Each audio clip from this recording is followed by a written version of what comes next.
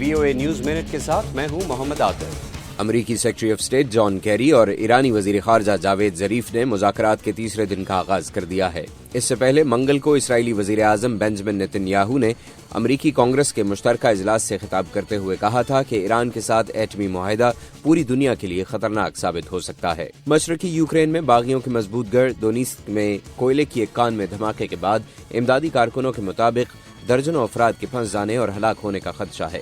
عہدیداروں کا کہنا ہے کہ دھماکہ روس نواز باغیوں اور یوکرینی حکومت میں جاری لڑائی کے باعث نہیں ہوا۔ بعض زخمی کارکنوں کے مطابق 5 لاشوں کو کان سے نکالا گیا ہے۔ اور بھارت نے BBC کی ایک ڈاکیومنٹری کی نمائش پر پابندی عائد کر دی ہے، جس میں 2 سال پہلے ریپ کیس میں موت کی سزا پانے والے ایک مجرم کا متنازع انٹرویو شامل کیا گیا ہے۔ مکیش سنگھ نے ڈاکیومنٹری میں کہا ہے کہ جنسی زیادتی کی ذمہ دار مردوں سے زیادہ خود لڑکی ہوتی ہے۔